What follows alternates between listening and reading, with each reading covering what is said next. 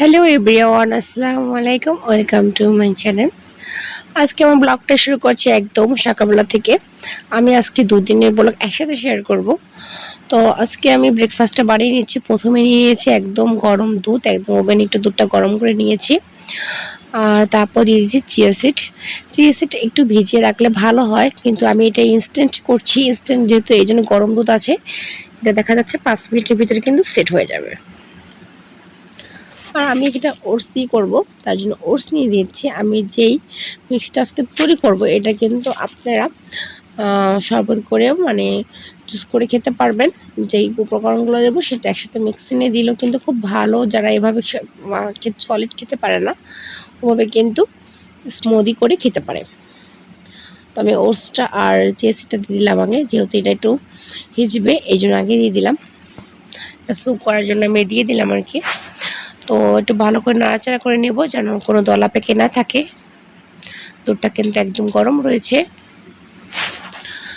আর এই তো সকালবেলা কিন্তু প্রতিদিন এরকম খাই না। দেখা যাচ্ছে যে আমি সপ্তাহে 3 দিন একটু নাস্তা করি আর 3 দিন এভাবেই খাই।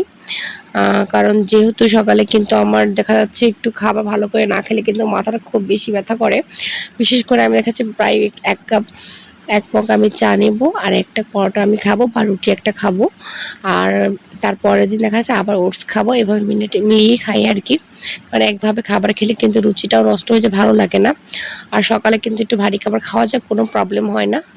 আর বেশিরভাগ দেখা যাচ্ছে যে আমি ট্রাই করি শুধু ডিম খেয়ে থাকার। আমি 2টা এগ বয়েল করে নিই, তারপর খেয়ে ফেলি। আর তো হয়ে গেছে, সাথে কিছুটা বাদাম দিয়ে দিলাম। আর আমাদের উচিত প্রতিদিন কিন্তু বাদাম খাওয়া। বাদাম কিন্তু আমাদের মস্তিষ্কের জন্য অনেক কাজ করে। আর আমার কিন্তু ঠান্ডা লেগেছে, এই জন্য কিন্তু ভয়েস ওভার দিতে একটু কষ্ট হচ্ছে। এটা অবশ্যই ইগনোর করবেন। আর দেখতেই পাচ্ছেন এটা কিন্তু একদম ডান। আর এটা কিন্তু অনেকটাই সুইট হয়ে গেছে করার জন্য। এটা আমি বানিয়ে নিচ্ছি। আর ওদিকে আমার ছোট ছেলের জন্য আমি চিড়ের পোলাও করছি। এই চিড়ের পোলাও রেসিপিটাও কিন্তু আপনাদের দেবো, যেহেতু ওটস খাবে না, আমি আমার ছেলে খাবো। আর ওর বাবার জন্য চিড়ের পোলাওটা আমি করে নিচ্ছি। আর চিড়ের পোলাওটা ওকে খাইয়ে দিতে হবে। তো আমরা আমাদের নাস্তাটা একটু এগিয়ে রেখেছি, তারপরে খেয়ে নেব। আর এই তো চিড়ের পোলাওটা এখন জাস্ট অসাধারণ ছিল, ভালোই লাগে খেতে। আমার ছেলে খুব পছন্দ করে, তো ওকে একটু মাঝামাঝি করে দিই। আর একদিন আমি এই রেসিপিটা আপনাদের সাথে শেয়ার করে নেব। তো ওকে আমি ফার্স্ট ব্রেকফাস্টটা করে দেবো, যেহেতু সে এখন মোবাইল দেখছে। আর এই জন্য আমি পাশে বসে বসে খাওয়াচ্ছি। আর আপনাদের সাথে এই ভিডিওটা কিন্তু আমি একদিন অবশ্যই শেয়ার করব। এটা কিন্তু খেতে ভালোই লাগে, খুবই হালকা একটা রাস লাগে। আর দেখা যাচ্ছে যে একদম হেভি না, খুবই হালকা পাতলা চিড়ের পোলাওটা। দেখতে পাচ্ছেন এত সুন্দর ঝরঝরা হয়েছে। আর এই বানানোর যে টেকনিকটা সেটা আমি আপনাদেরকে দেখিয়ে দেবো। এই চিড়ের পোলাওটা আমি কিন্তু আমি একটা ভিডিও দেখেছি, সেটা হচ্ছে অতনুর রান্নাঘর, ওখান থেকে আমি শিখেছিলাম। আর উনি কিন্তু পারফেক্ট, ওনার রান্নাগুলো কিন্তু একদম পারফেক্ট হয়। উনি কিন্তু সব দেশি রান্নাগুলোই করে দেখা যাচ্ছে। আর এই তো বাচ্চাকে খাইয়ে দিচ্ছি।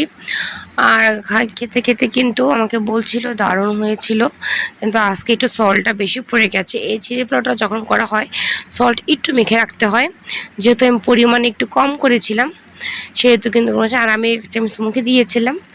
আর এই তো আমার ছোট ছেলে আর মেয়ে দুষ্টামি করছিল, ওদের একটা ভিডিও ক্লিপস নিয়েছিলাম। আমার মেয়ে কিন্তু অনলি তখন 3 মান্থ ছিল, এখন অবশ্য 4 মাস। আর ওর ভাইয়ের সাথে কথা বলছে, ও চোখে এভাবে ধরে রেখেছে, খুবই চিৎকার করেছিল, খুবই লাউড ছিল, এই জন্য আমি ভয়েসটা দেইনি। আসলে ওরা খুবই, আমার ছোটো ছেলেটা ওকে খুব পছন্দ করে, এবং খুবই, যখন আমার পেটে বাচ্চা ছিল তখন সবসময় বলতো যেন ওর একটা বোনই হয়। আর আল্লাহ ওর কথাটাও শুনেছে। আর দেখতেই পাচ্ছেন এতটুকু বাচ্চা তার ভাইয়ের সাথে এরকম করছে, আর খুবই কথা বলছিল। আমি একটু জাস্ট শেয়ার করছি ওদের কথাগুলো।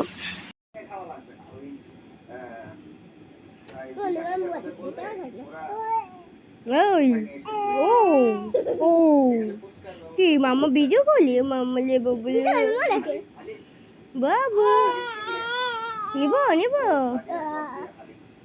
আফিফা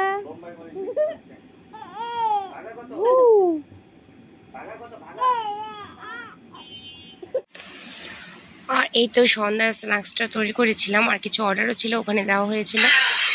আর এই তো দুপুরের জন্য ইলিশ পোলাও করেছিলাম, যেহেতু আমার হাজব্যান্ড এসেছিল আর ও পোলাওটা বেশি পছন্দ করে না, ওর জন্য আমি খাসির মাংস করেছিলাম আর সাদা ভাত রান্না করেছিলাম। আর ইলিশ পোলাওটা বিশেষ করে আমার অনেক বেশি পছন্দ আর আমার ছেলেরাও পছন্দ করে। আর এই তো জাস্ট রান্নাটা হয়ে গেছে, খুব শর্টকাটে করেছিলাম। আর আমার হাজব্যান্ড আসলে আমি চেষ্টা করি একটু শর্টকাটে রান্না করি, ওকে একটু সময় দেওয়ার জন্য, যেহেতু অনেক দিন পর পর আসে, প্রায় 15 দিন পরে কিন্তু এভাবে আসা হয়। এক সপ্তাহ আসে, আবার মাঝখানে এক সপ্তাহ গ্যাপ যায়। আর এখানে আমার কিন্তু খাসির মাংসটা রেডি হয়ে গেছে, এটা আমি জাস্ট প্রেশার করে নিয়েছি, ভালো করে কষিয়ে নিয়েছি। আর এই তো একটু এখান থেকে ক্লিপ নিয়ে নিয়েছিলাম, সেটা শেয়ার করলাম আর কি। আর এই তো বিকালবেলা আমরা একটু ঘুরতে গিয়েছিলাম, হঠাৎ করে প্রোগ্রাম হয়েছিল। তো যেহেতু গত সপ্তাহ আমরা এসেছিলাম, তো আমার হাজব্যান্ড বলছে চলো যাই। ও মনে করেছিল একটু গরম বেশি, নদীর পাড়ে গেলে ভালো লাগবে। আসলে দেখতেই পারছেন এত বেশি, মানে নদীর পাড়ও এক ফোঁটা বাতাস ছিল না, যেহেতু মানুষ অবশ্য অনেক ছিল, এর জন্য হয়তো বা গরমটা আরও বেশি লাগছিল। তো ওখান থেকে আমরা প্রথমে গিয়ে কিন্তু আইসক্রিম খেয়েছিলাম, আর সফটি আইসক্রিম ছিল। আর এখানে সবচেয়ে আইসক্রিমগুলো কিন্তু 70 টাকা করে ছিল। আর ভাঙ্গার পাড়ে কিন্তু অনেক রেস্টুরেন্ট দিয়েছে, অনেক ধরনের। আর এই তো আমাকে সব সময় পানি নিয়ে হতে হয়, কারণ আমার একটু কষ্ট হয়, যেহেতু আমার ডায়াবেটিসের প্রবলেম আছে, গলাটা খুব তাড়াতাড়ি শুকিয়ে যায়। এই তো আমার বেবির অনেক গরম লাগছিল, তো ওকে আমি নিয়ে আসা হয় না। আর যেহেতু আমাদের বাসায় আমার আপু থাকে, আমার আপু দ্বিতীয় ফ্লাইটে থাকে, তো ওদের কাছেও থাকে বেশি, তো ওর অনেক কষ্ট হচ্ছিল গরমে। দেখতেই পাচ্ছেন ছোট বাচ্চা, যেহেতু বাচ্চাদের নিয়ে আসলে গরমের সময় বের হতে হয় না। আর সেদিন একটু সাফারি হয়েছিল আমাদের, আর এই জন্য এরপর থেকে কিন্তু ভাবির জন্য আমি একটা ফ্যান আলাদা করে নিয়েছি এক জায়গায় যাওয়ার জন্য। আর এখানে আমাদের সফটি আইসক্রিমটা কিন্তু যখন আমরা অর্ডার করেছিলাম শেষ হয়ে গেছিলো, ওরা আবার মিক্স করে কিন্তু আমাদের আইসক্রিমগুলো দিয়ে দিয়েছে। খেতে মোটামুটি ভালোই ছিল, বাট রেঞ্জটা একটু বেশি লাগছিল আমার কাছে। এটা প্রায় 70 করে ছিল। এই তো জাস্ট আমরা এখান থেকে 3টা আইসক্রিম নিয়ে গেছিলাম, তারপরে আমরা সামনের দিকে চলে গিয়েছিলাম। আর এখানে অনেক বেশি ভিড় ছিল, এত ভিতরে আসলে বরিশাল থেকে কিন্তু এই ভাঙাপাড়া অনেক ভিতরে, কিন্তু এখানে এত সুন্দর ভিউ করেছে, জাস্ট অসাধারণ দেখার মতো। আর খুব ভালোই লাগে, যেহেতু নদী একদম কাছে, নদীর পাড় থেকে হেঁটে হেঁটে যেতে হয়, দেখতে অসাধারণ ভালো লাগে। আর আমরা অনেকটা এনজয় করেছিলাম। আর এখানে দেখতে পাচ্ছেন আইসক্রিমটা কিন্তু আবার মিক্স করার জন্য দিয়ে দিয়েছে, মিক্স হয়ে গেলে আবার আইসক্রিমটা কিন্তু দেবে। প্রচুর মানুষ কিন্তু ছিল, এখানে অনেক লাইন ছিল। আমাদের ভাগ্যটা ভালোই ছিল যে আমরা তাড়াতাড়ি পেয়ে গেছিলাম, বাস মিক্সড করে আমাদের জাস্ট দিয়ে দিয়েছিল। আইসক্রিম টেস্টটা অনেক বেশি ভালো ছিল। আর এই তো এখানে বসে চারপাশে কত মানুষ খাচ্ছে দেখতে পাচ্ছেন। বড় ছেলে তো খুবই হয়রান হয়ে গেছে, আসলে ওর আমার একই প্রবলেম, পানি খেতে হয় বারবার। আর এখানে বসে কিন্তু ছোট ছোট সিঙ্গারাগুলো আমরা খাবো, এখানে অর্ডার দিয়েছিলাম। আর এখানে পাশে কিন্তু কাশবন দেখা যাচ্ছে। আর এখানে দেখতে পাচ্ছেন যেহেতু ফ্রাইডে ছিল, এত বেশি ছিল মানুষজন, অনেক বেশি মানুষজন ছিল। তো আমরা এখানে সিঙ্গারা অর্ডার দিয়ে দিয়েছিলাম। এই তো একদম তো সিঙ্গারাটা চলে আসবে। আর এই তো আমার বেবির বাবার কাছে অনেক বেশি ভালো লেগেছে এখানে, বিকজ অনেক ঝাল ছিল, ভালো লাগছিল খেতে, গরম ছিল অনেক বেশি। আর আমার ছোটো ছেলে তো খেতে পারছিল না, এই জন্য ওর বাবা এটা কিছুটা ভেঙে দিচ্ছিল। আর আমার ছোটো ছেলে এই সিঙ্গারাটা খেতে খুব পছন্দ করে, বড় ছিল। আর তালতলি কিন্তু সব থেকে স্পেশালি হচ্ছে চা। আর এই চাটা খেতে কিন্তু আমাদের 80 টাকা দিয়ে অটো ভাড়া দিয়ে আবার আসতে হয়েছিল এখানে। আর এখানে দূরত্ব খুবই কম ছিল, আর ওইখান থেকে দেখা যাচ্ছে আমরা 100 টাকা দিয়ে কিন্তু বাসায় চলে যেতে পারতাম। বাট এখানে শুধু চাটার জন্য কিন্তু আমরা আবার এখানে থেমেছিলাম। ভাঙাপাড় থেকে জাস্ট তালতলি আসতে কিন্তু 80 টাকা নিয়ে ফেলেছিল। আর এই তো বাসায় এসে মেকআপ তুলে নিয়েছি, এখনও চোখের মেকআপটা ভালো করে যায়নি, সেটাই দেখছিলাম। তো তখনই ভিডিওটা একটু করেছিলাম, আর বাসায় এসে চেঞ্জ করে রেডি হয়ে নিলাম, ফ্রেশ হয়ে। আর তারপর মা এসেছিল মোবাইল কেনার জন্য আর কি, ওনার মোবাইলটা নষ্ট হয়ে গিয়েছিলো, এই ফার্স্ট টাইম সে বাংলাদেশ থেকে পারচেস করছে, এর আগে কিন্তু করেনি, সবসময় বাইরে থেকে বাবাই আনে। আর যেহেতু মোবাইলটা পুরোটাই ড্যামেজ হয়ে গিয়েছিলো, এই জন্য নিউ একটা ফোন নিচ্ছিলো, ফোনটা অনেক বেশি ভালো ছিল, পুরো আইফোন ক্যাটাগরি ছিল আর কি। আর একটু কিছু পিকচার নিয়েছিলাম। আমার মেয়ে সবসময় যেটা করে আমার হাত ধরে থাকে, আমার ভীষণ ভালো লাগে, তখন আমি ক্লিপটা নিয়েছিলাম আর কি। ওর ছোটো ছোটো মোমেন্টগুলো আসলে আমার খুব পছন্দের।